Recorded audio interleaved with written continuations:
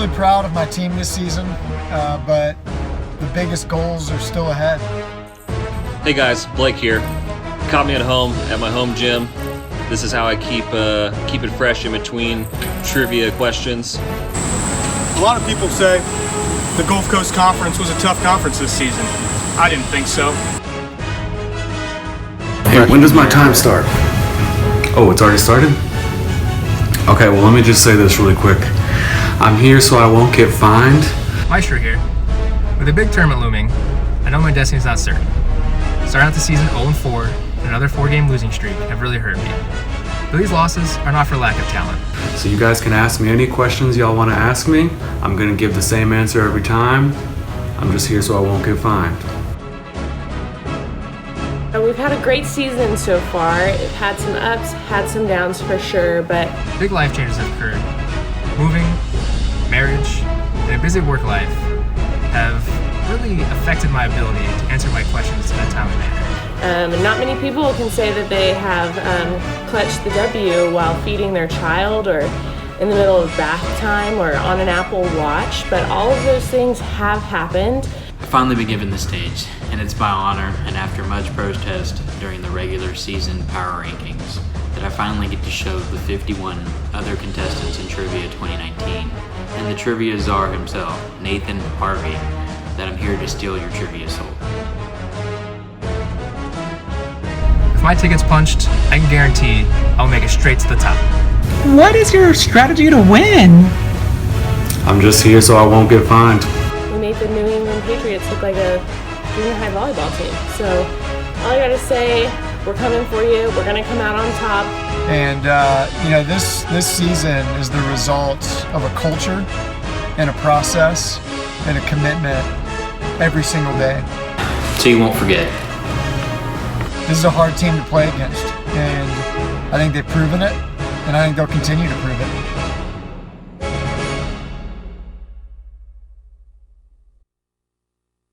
Selection Sunday. It's a little different in the trivia world. 5 players are confidently in the field by winning their conference tournaments. Another 17 are locks for the tournament and are waiting to find out what seed line they will be on. There's something about trivia that brings out the good and the worst in all of us, including myself. The anxiousness, the preparation, and all for what? A measly $5 or $10 Venmo? But this final tournament is different. This is where the stakes are the highest, where true champions are made, where legends like Shawn Hill, Caitlin Ross, Nolan Harvey, and Kelly F. Condon are born. Make a run in this tournament, and you're forever remembered. Taking a look at the bracket for the trivia finals, you're separated into 4 regions. 4 first and second round games in the field of 32 in the Sweet 16, those will be a best of 3 series, meaning you have to win twice to advance to the next round. The remaining rounds will all be a best of 5. For the finals, 32 players qualify for the field. 5 of those are automatic qualifiers by winning their conference tournaments and are already safely in the field and are just awaiting seeding. Another 27 members are at-large bids based on their resumes and their productivity during the regular season. Those are split into 4 regions: the South, the East, the West, and Midwest regions. And ultimately, we will have 1 champion at the end. Without further ado, let's take a look at the brackets, starting first in the South region. In the South region, we have overall tournament number 1 seed Nolan Harvey, coming in 32-7, playing out of the Gulf Coast Conference and winning the Gulf Coast Conference tournament. Nolan will face the 8 seed Maria Sofer.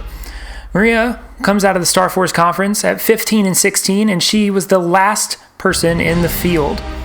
The 4 seed in the South region, Sal Rivas. Also out of the Star Force Conference, Sal comes in at 21-15 with his last 2 victories over Kyle Crawford and Will Washington in the Star Force Conference tournament. He'll play the 5 seed Whitney Johnson, coming in at 22-13, playing out of the Oil Fields Conference. Moving on to the 3-6 matchup in the South region, we have Natalie Harvey Coming at 22-10, also playing out of the Starforce Conference, she will play the 6th seed Chase Thomas, who made a run to the finals of the Alamo City Conference tournament, and he comes in at 19-18. The last two in the South region feature the 2 seed Emily Hill at 22-12, playing out of the Gulf Coast Conference, lost the Gulf Coast Conference finals to Nolan Harvey, but comes in as the 2 seed in the South region. She will play Natalie Jackson, 18-15, playing out of the Big Bend Conference. She is the 7 seed in the South region. Looking more closely at the South region, we find the last player in the field, Maria Sofer. She snuck in with a 15-16 record, and proving those strong 2 weeks she had in July to start conference play were just enough to push her in the field, despite losing in the first round of the Starforce Conference tournament. This region has a lot of top-level talent. Obviously Nolan Harvey, who's the only player to win 30 games this season. He beat Emily Hill, the 2 seed in this region, in the Gulf Coast Conference Finals. So we could possibly have a rematch in about a week. Sal Rivas also won the Starforce Conference tournament, and Chase Thomas got to the finals of the Alamo City Conference tournament. So out of the 8 players in this region, 4 of them were in the finals of their conference tournaments just last week.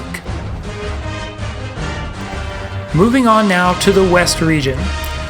The 1 seed in this region is Michael Dale, 27-8, playing out of the Gulf Coast Conference. Michael had a strong season.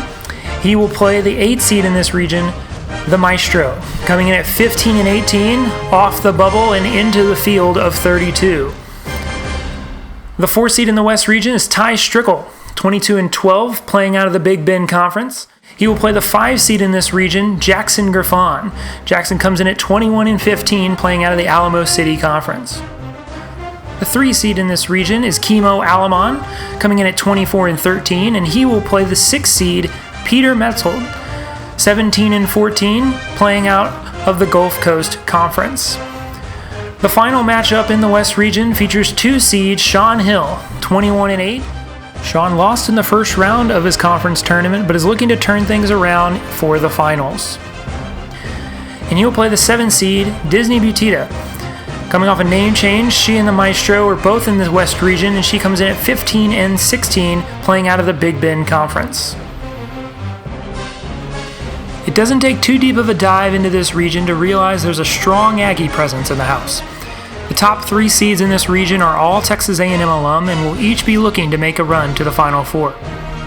Michael Dale snagged the last 1 seed with his strong performance all season, including a run to the semifinals in the Gulf Coast Conference tournament. Sean Hill might have lost in the quarterfinals of his conference tournament, but he knows what to expect come tournament time, and I expect him to be more than ready. The 3, 4, and 5 seeds in this region are some of the most consistent players all season. Kimo, Ty, and Jackson went about their business this year and each have 20 wins to their resume. Peter Metzold grabbed the 6th seed in this region after starting the year 1-3, but the story of the West region is what some writers are calling the fall of the Butitas. Disney held the 1 seed in the Big Bend Conference until the last day of the regular season, which saw her lose 2 games and then lose 2 tiebreakers with 2 other players and land as the 5 seed in her conference tournament. The Maestro sneaks into the field of 32, and he can thank his 2 wins over Natalie Harvey in the last week that helped boost his resume. It will be interesting to see how he handles the 8th seed, but he knows he has the talent to win any game. Moving on over to the Midwest region. 1 seed in the Midwest and number 2 overall seed Kyle Crawford, coming in at 29-5, playing out of the Starforce Conference. Kyle will be matched up with the 8th seed in the Midwest region, Blair Martin. Blair sneaks into the field with a 16-18 record, playing out of the Alamo City Conference. The 4-5 matchup features Jake Finger, 20-14, and he'll play the 5 seed Randall Bridges, 23-16, winner of the Oilfields Conference tournament last week. The 3 seed in the Midwest is Ryan Guadagnolo, 20-9, playing out of the Big Bend Conference. Ryan will be matched up with the 6th seed in the Midwest, Mark Martinez.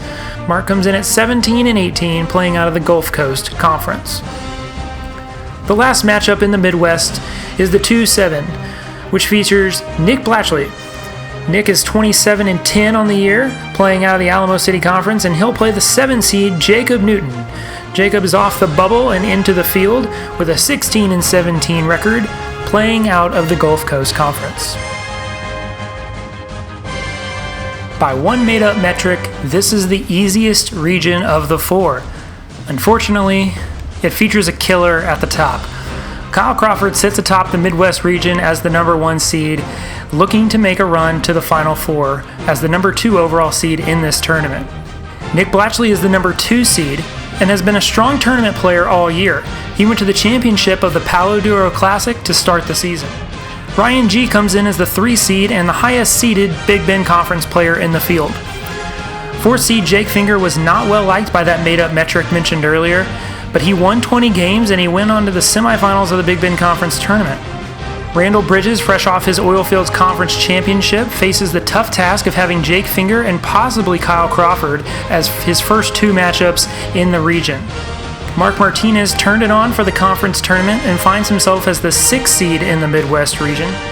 Jacob snuck into the field of 32 and is off the bubble, but what he should probably most be excited about is not his 7 seed, but the fact that this region does not have a person named Emily in it.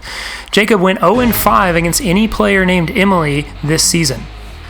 Lastly in this region is the 8 seed Blair Martin, who made a run the last few weeks just to put herself in this situation but couldn't find the wins necessary to get off the 8 line. She's going to have to use some of that Roll Tide spirit to get by Kyle Crawford in the first round.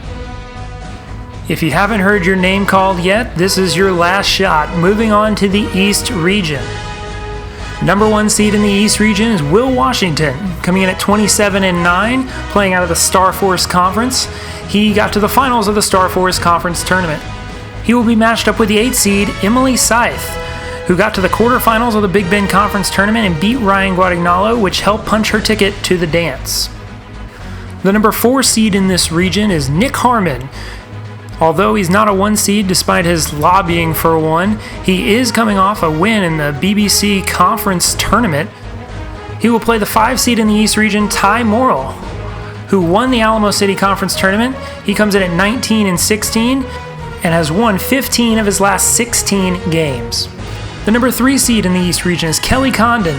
She comes in at 22-11. She will be matched up against the 6th seed Blake Jackson, 21-17 out of the Alamo City Conference.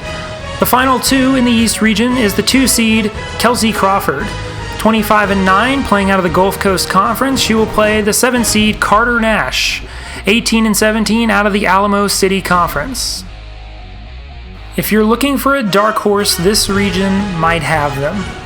So many incredible players are playing out of the East this season. Will Washington is the 1 seed and went to the finals of the Star Force Conference tournament. Kelsey Crawford was in the top 5 all season and finds herself as the 2 seed in the East. Everyone's favorite Cinderella story isn't really a Cinderella story anymore. Kelly effing Condon lands the 3 seed in this region with her strong performance all year. The 4 and 5 seeds are both conference tournament winners. Nick and Ty won the Big Bend and Alamo City Conference tournaments last week and are both hot at the right time. Blake Jackson had a strong second half of the year, won 20 games, and is looking to represent the ACC well as the 6th seed. Carter Nash fizzled after the first 2 weeks of the season, but has proven to be a giant slayer in the past. Finally, Emily Scythe sneaks into the field of 32 and is rewarded with a first-round matchup with Will Washington. She took down Ryan G last week. Could she do the same to Will this week? Now let's take a look at how many teams represent each conference in the tournament. The Alamo City Conference sends 8 of their 11 members to the finals. The Big Bend and Gulf Coast both send 7 of their 10. The Oilfields only sends 4 of their 10, which is a largely disappointing effort from them. And the Star Force Conference is going to send 6 of their 10 players to the final field of 32. These last 6 in are breathing a sigh of relief tonight. Maria Sofer sneaks into the field with a 15-16 record. She was the last player in, and she will be rewarded with a first-round matchup against Nolan Harvey. Maria did have a strong middle of July, and that 2 weeks really propelled her not only into the top 16 she was featured in 2 weeks ago, but also into this field of 32. Blair Martin, 16-18, also into the field of 32. And she had a really strong last couple weeks to make this even possible. She was squarely on the bubble, but made it happen with some great wins in conference play. Emily Scythe can look back and thank her win in the quarterfinals against first seed in the conference tournament, Ryan Guadagnolo, as why she got in with a 16-20 record. She's definitely not the strongest record-wise, but she does have a win that very few have in a win over Ryan G. The Maestro can breathe a sigh of relief. He is off the bubble and into the field. Unfortunately, though, he is an 8 seed with a 15-18 record. He doesn't have the quality of wins all season, but he does have 2 wins the last week over Natalie Harvey, which helped put him into this field with a 15-18 record. Disney Butita gets into this field as the 28 seed. She was a lock, but her last day of the regular season and early exit in the conference tournament put her back onto the bubble with a 15-16 record. That's a little deceiving. She was 15-11 just 1 week ago. And finally, Carter Nash, he sneaks in. Although he fizzled the last half of the year, he does have an 18-17 record, and he will be a 7 seed in the final field of 32. Cue the Celine Dion and Titanic music for the last 6 out. These players were either on the bubble or played themselves onto it in the case of Tyson Ross.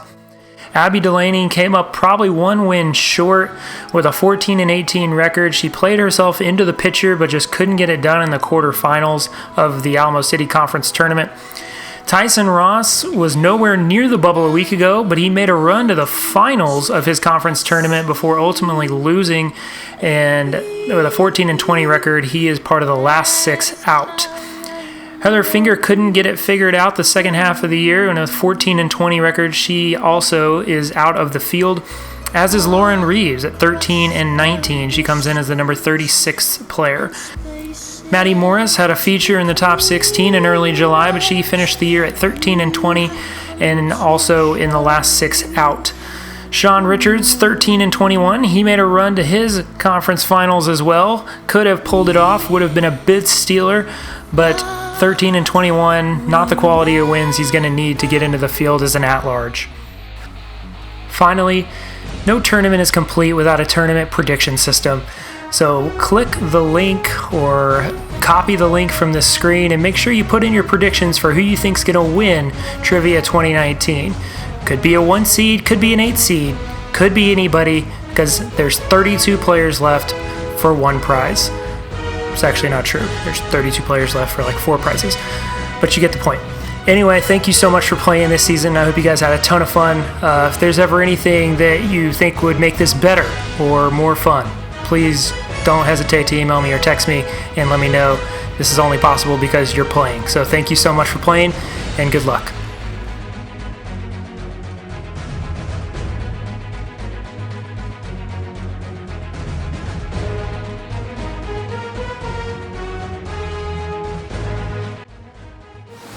One more thing. I did notice that Will Ebner did not win his conference tournament. That means that his season has likely come to an end. I'd ask that everyone take the time out of their day to reach out to Will and offer him some well wishes. And good luck next season.